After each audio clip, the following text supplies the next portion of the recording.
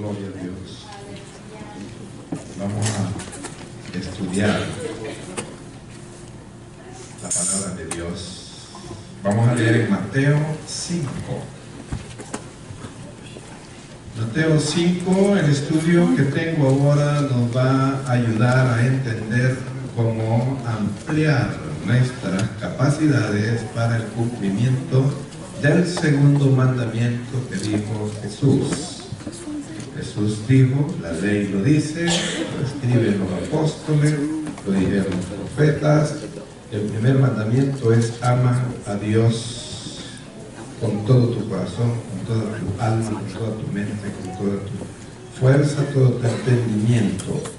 Y también ama a tu prójimo como a ti mismo. Es el primer y el segundo mandamiento. Santiago dice que la prueba que amamos a Dios es que nuestros hechos de amor hacia el prójimo sean visibles.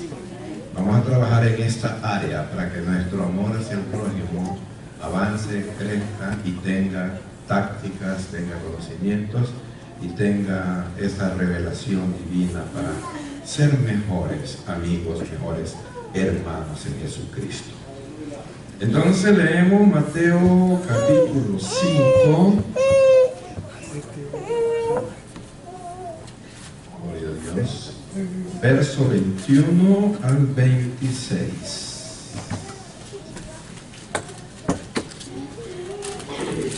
Mateo 5, 21 al 26 dice: Oísteis que fue dicho a los antiguos, no matarás. Este es un discurso de Jesús.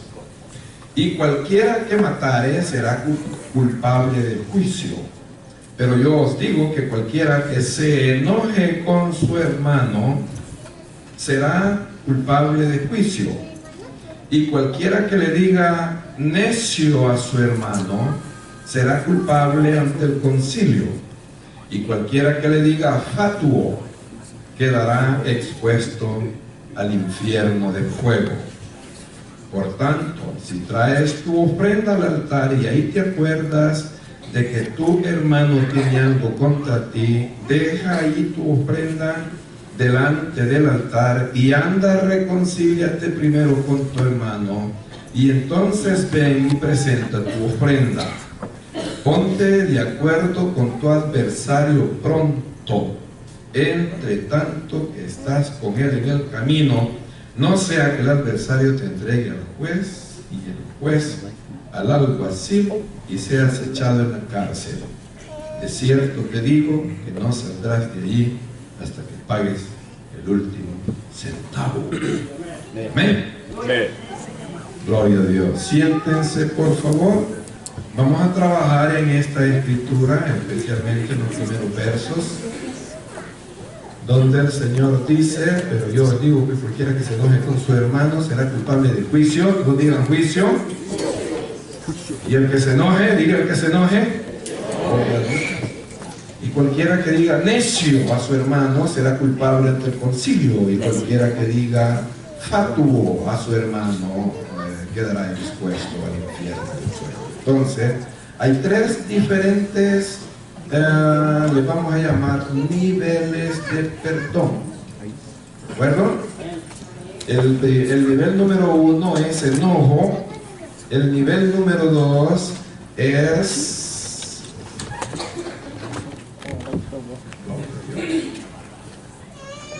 necio. Y el nivel número 3 es fatuo. Quiero que lo veamos de la manera en que lo entendieron los israelitas que escucharon esta enseñanza y de la forma en que la iglesia lo debe procesar también. Son tres diferentes niveles de juicio para el que se enoja con su hermano y no arregla su asunto pronto. El Señor dijo, ponte de acuerdo con tu adversario pronto, o ponte de acuerdo con tu hermano pronto. Dijo Jesús, arregla tus diferencias mientras estás en el camino y das rumbo al gran juez que nos espera al final. Gloria a Dios. Hemos estado hablando acerca del fin de los tiempos y cómo y de qué manera hemos venido avanzando en el conocimiento de cuán cerca está el regreso de nuestro Señor Jesús.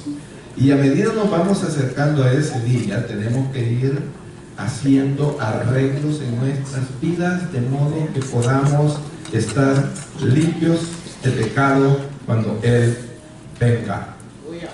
Y las cosas entre nuestros hermanos y yo se tienen que arreglar. Dijimos que hay 3 diferentes niveles de perdón, y comienza con enojarse, después sigue cuando se le llama necio al hermano y avanza más allá cuando se le dice fatuo. Mi reto ahora es explicarle estas 3 diferentes esferas del perdón. Para proseguir, quiero primero adelantarle que enojarse es una falta común dentro de nuestro estudio aquí. Es una falta común, pero no debe dejar de ser atendida. Debe de buscarse el perdón inmediatamente. Cuando hablamos de perdón, involucra 2 cosas: saber pedir perdón y saber perdonar. El siguiente nivel de perdón se llama cuando el hermano no ha dejado el enojo y prosigue con la mala intención. Ahora llama necio a su hermano con una acción premeditada.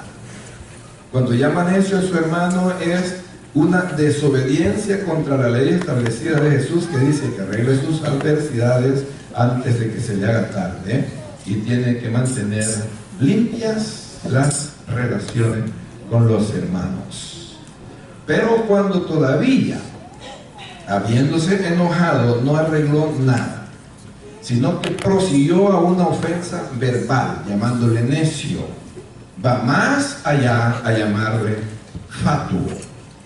Fatuo es una desobediencia directa a la ley del Señor y se toma ya como una ofensa premeditada, en rebelión en contra de Dios también. Y es ahí donde culmina el asunto con dificultades. Entonces Jesús nos está enseñando en este mensaje que así como se entendía la ley escrita en Éxodo y en Deuteronomio, que no debería, él tomó la palabra no matarás. Ese es el mandamiento que él tomó, porque él dijo: oísteis que fue dicho a los antiguos, no matarás. Y se refiere a el mandamiento de la ley. Pero luego él enseña más: yo les digo que mucho más importante es tomar observación en cuanto a los asuntos de enojo personal. Esto es lo que Jesús está diciendo. Entonces, lo que estamos buscando en este caso es que nunca nos sorprenda un sentimiento de enojo contra ningún hermano. Porque un enojo es una situación normal. Tenemos que verlo como una situación normal. Es una reacción emocional del cuerpo. Podemos tener un enojo por muchas razones. Pueden haber muchas causas. Puede ser por ver una injusticia demasiado grande.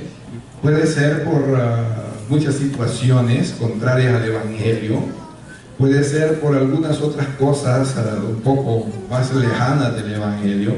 Pero también así es normal. Pero es normal arreglar el asunto.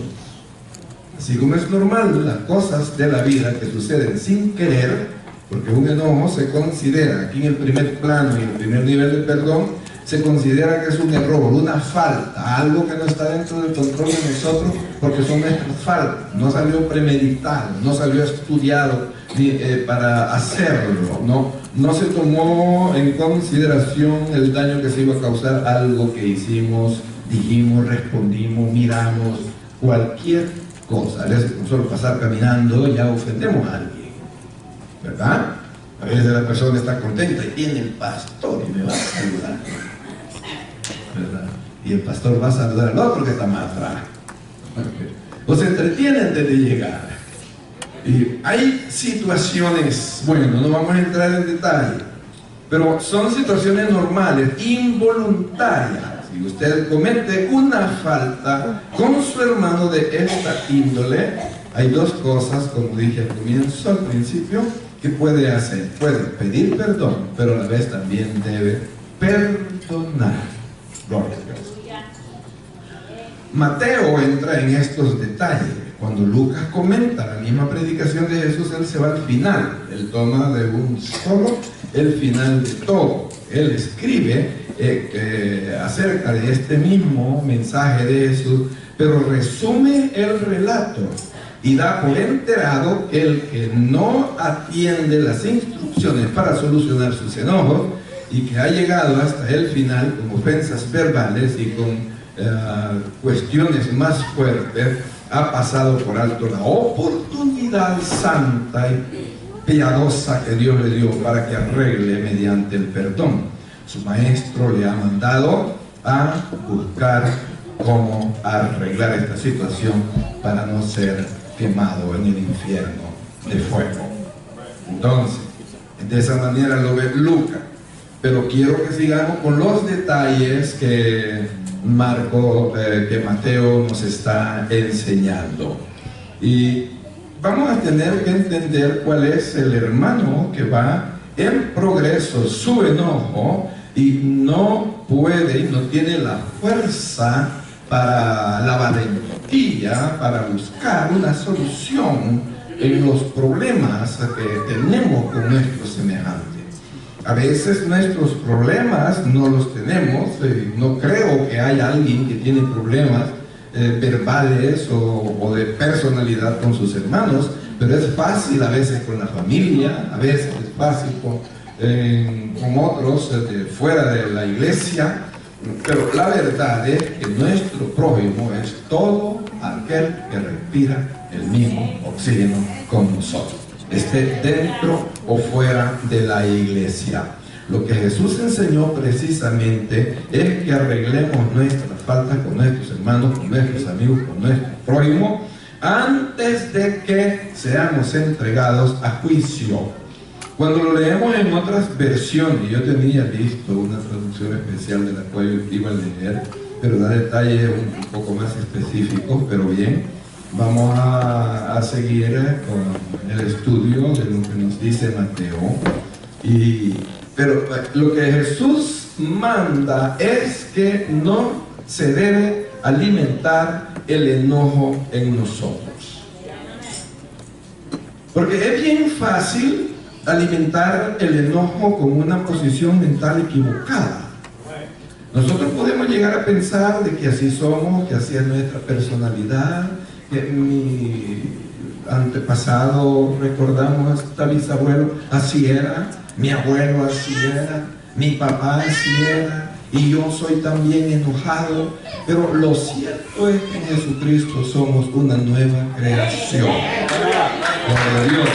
Y aquí hemos venido para arreglar nuestras vidas, para limar nuestras asperezas de la personalidad, para ajustarnos al molde de la ley divina. Aleluya.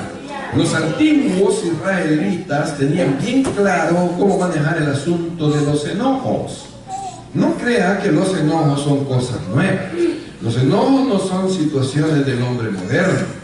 El descontrol emocional no son situaciones del hombre moderno. Han aumentado, sí, pero todo está dentro de nuestro ser.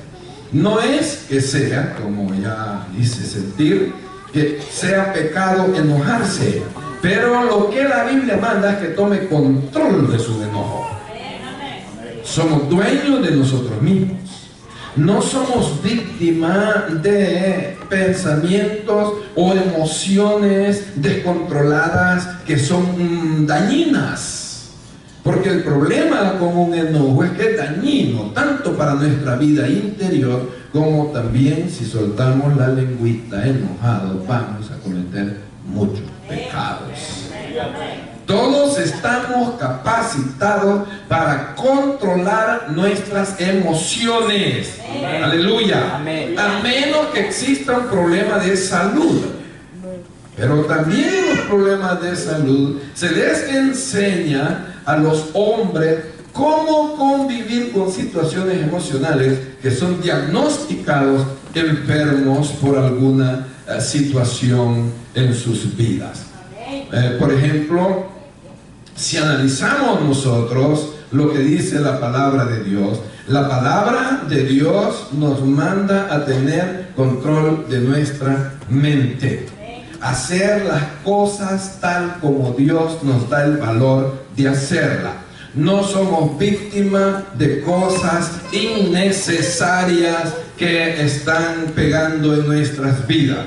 Por ejemplo, la llamada así, la era homo sapiente, o sea, el tiempo de los hombres sabios, que se remonta hasta la época del rey Salomón y las filosofías griegas que aparecieron después. Toda esta época se llama en la historia la época de los homo sapientes. Los homo sapientes sabían que para contrarrestar el enojo se necesita la sabiduría. Sabiduría. La sabiduría de Dios especialmente. Amén. Porque tenemos escrituras en la Biblia y nos dice un escritor acerca de los enojos, las iras, los rencores y cosas. Solo tengo unas pocas escrituras que leerle. Tengo primero Proverbios 14:29 y dice: el que tarda en airarse es grande de entendimiento. Es lo mismo que mucha sabiduría. Y luego dice: mas el que es impaciente de espíritu enaltece su necedad. Es la manera en que en la época de los israelitas de antaño, cuando comenzaron los reinos, era la forma de enseñar en sus escuelas. Esto fue lo que Salomón escuchó en la escuela de profetas, donde su padre le puso los mejores maestros. David fue uno de los mejores padres y se ocupó de su hijo Salomón para que fuera un hombre sabio y lo suficiente útil para dirigir un pueblo inteligente que Dios había rescatado. También escribió Salomón: mejor es el que tarda en airarse que el fuerte. Valiente, un fuerte, un musculoso, no supera al que tarde en airarse. Gloria a Dios. Y el que se enseñorea de su espíritu, enseñorearse en este caso significa tener control de su espíritu en el momento del enojo, es mejor que el que conquista una ciudad en la guerra. Entonces, estos son los pensamientos, las bases de la sabiduría que se enseñó en épocas mileniales, miles de años atrás, para que pudieran aprender los hombres a no ser víctimas de esas feas emociones, donde se mezcla el enojo con la ira, el furor, la explosión, un montón de cosas de ese tipo, ¿verdad? Santiago escribe ya en el Nuevo Testamento, cerca de 1500 años después de Salomón, dice: todo hombre sea tardo para hablar, tardo para airarse, tardo para enojarse, tardo para explotar. ¿Cómo puede lograrlo? Solo poniendo en su mente, y así lo va a hacer. Ahora, volviendo a lo que son diagnosticados por una enfermedad actual. Tuve la oportunidad de hablar con un amigo que es bipolar, y yo había leído un poco acerca de bipolar, los síntomas que tienen, los altibajos, todas las cuestiones, y cuánto les cuesta controlar las cuestiones emocionales, qué cosas lo sacan de control. Yo había estudiado mucho, pero cuando tuve la oportunidad con mi amigo que lo habían diagnosticado bipolar, también había estado en consejería, había estado en terapia, había estado bajo psicólogo, había estado siendo enseñado con todos los recursos que contenía la asociación a la cual él asistía, y tenía bajo o sobre su salud, para cuidar su salud, tenía una asociación del gobierno para ayudarlo. Entonces fue mi curiosidad y le dije, ¿qué te enseñan que hagas para vivir con bipolar? Cuando me dan unas pastillas, no me las tomo porque es droga. Lo que sí he agarrado es que me han enseñado a dirigir mi mente. Que mi mente debe hacer lo que yo quiero hacer y lo que no va a dañar a nadie. Mi mente no haga lo que no debe hacer. Así se defiende. Entonces, es lo mismo que la Biblia dice. Entonces, el Santo Libro de Dios es un libro que nos enseña de la manera más maravillosa, y psicológicamente hablando, la Biblia es el patrón de toda psicología y de todo psicólogo, porque es exactamente lo que la Biblia manda: que el hombre tenga control de su enojo, que el hombre tenga control de su ira. Hay cosas que debe hacer cuando se enoja y hay cosas que no debe hacer cuando se enoja. Estamos tratando, hermanos, de captar inteligentemente cosas que van a ayudar a moderar nuestro comportamiento en caso que nos consideremos un poco explosivos. Amén. Gloria a Dios. La Biblia nos manda que mediante la sabiduría que nos da el Espíritu Santo, nosotros tenemos el control de nuestras acciones. Todo lo que queremos hacer lo vamos a lograr. Todo lo bueno que queremos hacer lo vamos a lograr mediante el poder del Espíritu de Dios que se nos ha sido dado. Gloria a Dios. Aleluya. Gloria a Dios. El hombre no puede quedarse en su módulo mental de enojo, de ira, de desconcierto, de desprecio, de contienda, de rechazo, de pleito, de venganza y cuantas cosas más. El hombre debe renunciar. Todo hombre que quiera ser libre de estas pasiones emocionales debe renunciar a guardar esto en su corazón. Échelo fuera, porque a Dios nos acercamos con amor. Él nos habla con amor, Él nos cuida con amor, Él nos provee con amor, y vamos a adorar y bendecirle con amor en nuestros corazones. Gloria a Dios. Hermanos, gracias al Señor, porque nosotros estamos dispuestos a obedecer la palabra de Dios. Y Dios no quiere que vayamos a llegar al tribunal final culpables de no haber arreglado pequeñas faltas que se hicieron grandes porque no quisimos arreglar. Lo que comienza con un enojo no debe llegar nunca a una ofensa verbal, porque esa es la posición de tratar necio a un hermano. Cuando alguien trata necio a un hermano, ya es algo premeditado. Premeditado. Ya tomó acción. Ya trae el enojo desde hace muchos días. Ya viene cargando con el enojo. Pero ¿en qué ha fallado ese hermano? La Biblia le dice: oye, hermano mío, escribiendo el apóstol Pablo a los hermanos de Colosa, les dice: no se duerman enojados. Lo dice la Biblia, Reina Valera 60, no se ponga el sol en vuestro enojo. No vayas al lecho del descanso enojado, dice otra traducción.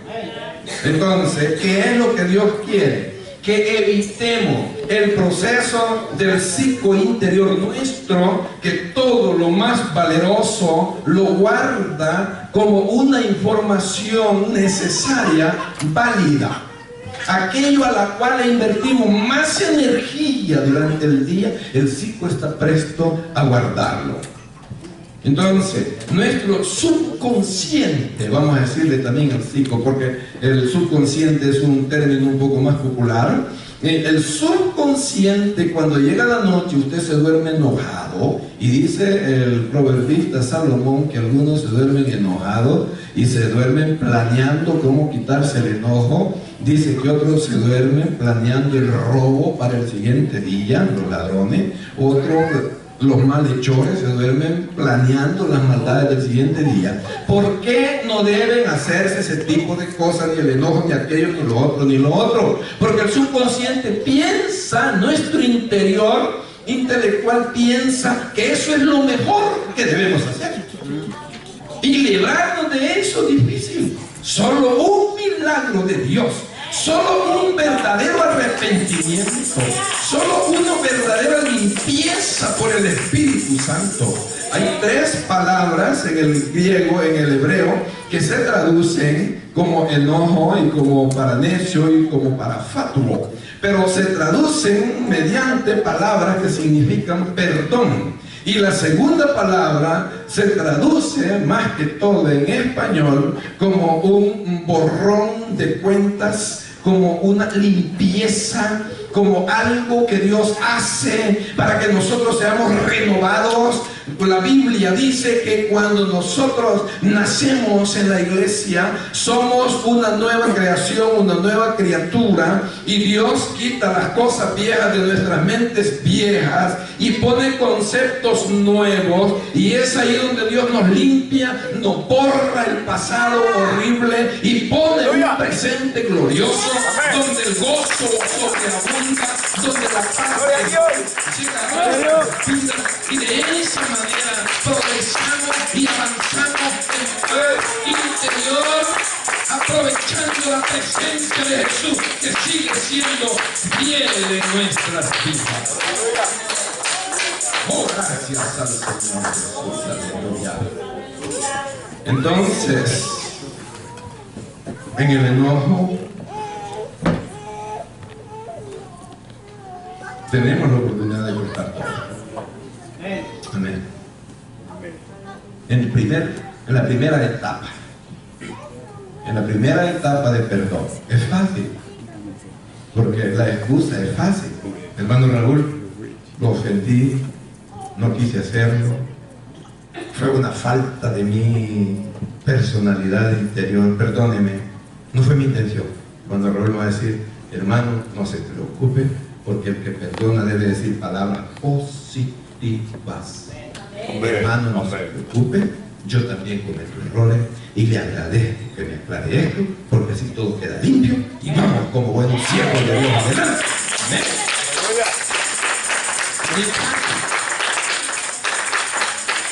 Es muy fácil.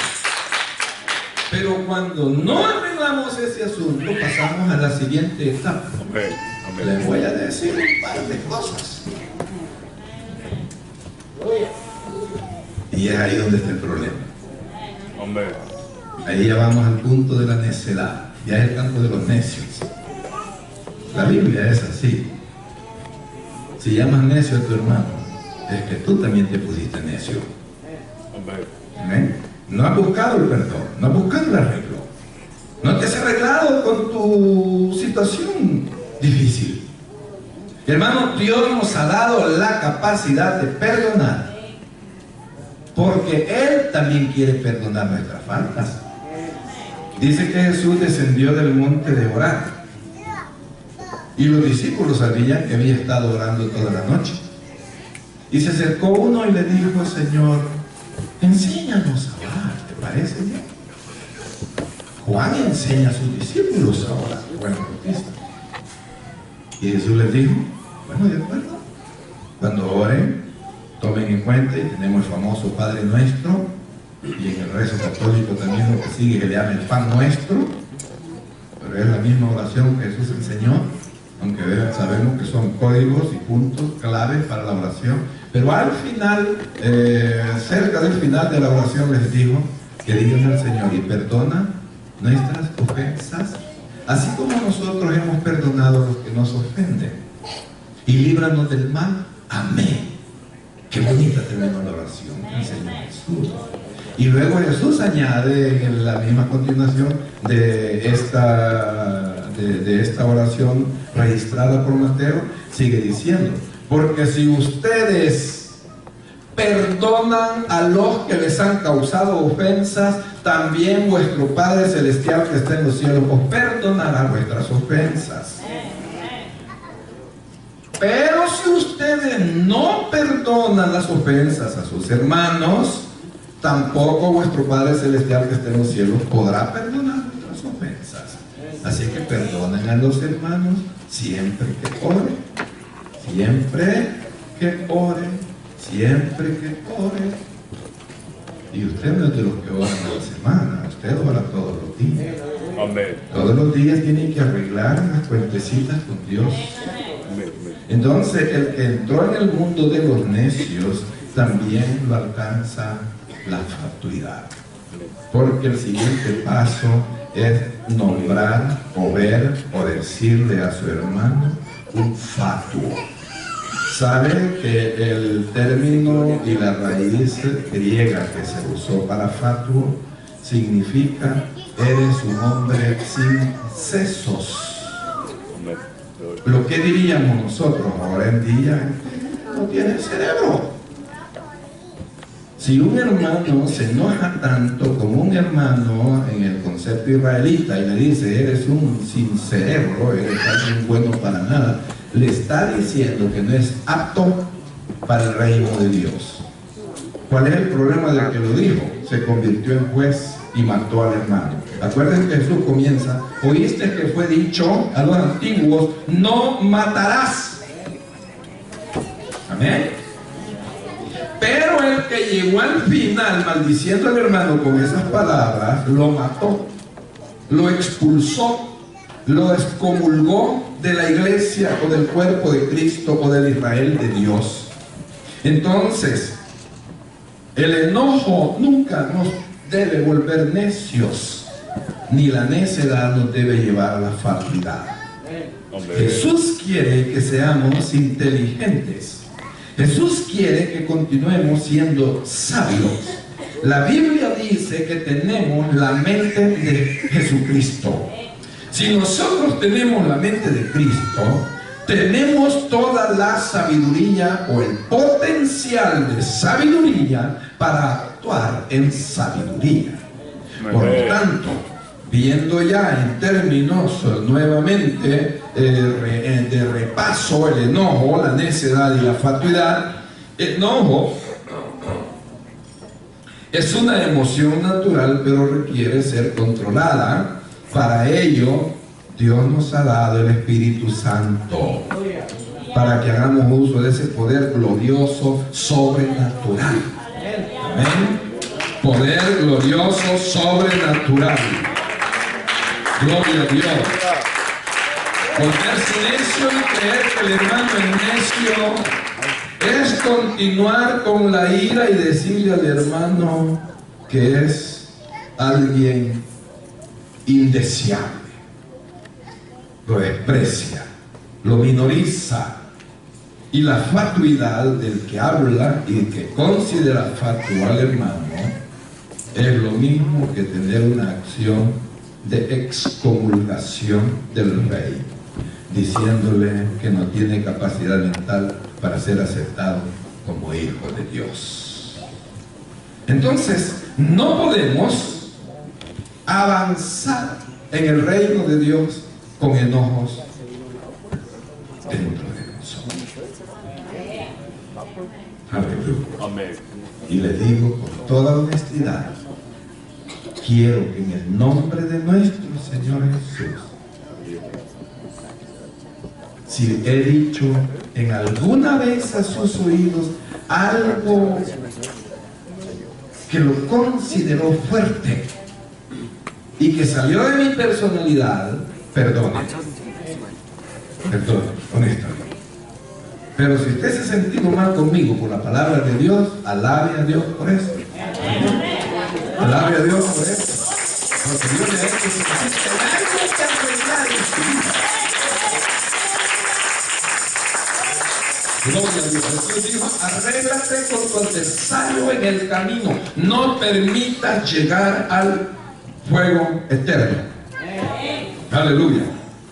¿Cómo vencer las condiciones destructivas del enojo? Esas emociones es actuando al instante. Que no se quede para otro día ninguna de nuestras ofensas. Y si un hermano nos ofendió y no ha venido a pedirnos perdón, perdónelo. No le ponga queja a Dios. Deje. Dios no tiene que ocuparse de eso, somos nosotros. Solo pídale fuerza al Señor para perdonar. Amén. Eso sí, dígale, Señor, dame fuerza, dame valor para perdonar a mis enemigos. Gloria a Dios. La palabra de Dios enseña que es mejor sufrir los agravios. Es mejor sufrir estas pequeñas cosas de enojos. Es mejor pasarlas por alto. Es mejor no tomarlas ni en cuenta. Tenemos que actuar como personas maduras, sin ser quejosos, sin estarnos lamentando, porque nuestras oraciones se centrarán en yo. Señor, yo me ofendió, yo no me pidió perdón, yo. Nuestras oraciones no deben centrarse en yo. Deben centrarse en la misericordia de Jesús que estuvo por nosotros y darle gracias porque nos perdonó, porque nos limpió, porque nos hizo renacer y nos ha dado, aleluya, una oportunidad de vida eterna. Dice la Biblia, pero si tienes celos amargos, odio que carcome, odio encarnado en vuestro corazón, no os hartéis ni mintáis contra la verdad. Hermano, Dios quiere que vivamos limpios. Dios quiere que vivamos perdonados por Él todo el tiempo. Y el perdón de nuestro Dios nos manda la Biblia que lo clamemos todos los días de nuestra vida. Es cierto, Él perdonó nuestros pecados en el nuevo nacimiento e hizo posible que nuestras vidas tuvieran un nuevo comienzo. Pero todas las cosas que Él perdonó las olvidó. El problema es que nosotros seguimos cometiendo faltas porque dentro de nosotros está la inmundicia. Dentro de nosotros está el deseo de lo malo. Dentro de nosotros están todas las cosas que tenemos que batallar en esta vida. Y en cuanto a amar al prójimo, yo creo que una sola palabra le digo: no deje que el enojo se acomode nunca en su corazón. Ni si hay razones para estar enojado, no. Dígase, fulano de tal no tiene razón de estar enojado. Jesús no te quiere enojar. Amén. Mis hermanos no quieren verte con la frente arrugada de enojo. Dígase a sí mismo. Digámosle al Señor: dame fuerza para ser paciente. Si necesitamos sabiduría, pidámosle a Dios. Jesús dijo: es mejor que arregles tus cuentas en el camino, porque cuando llegues al final te van a poner en la cárcel y no vas a salir hasta que pagues el último centavo, el último cuadrante.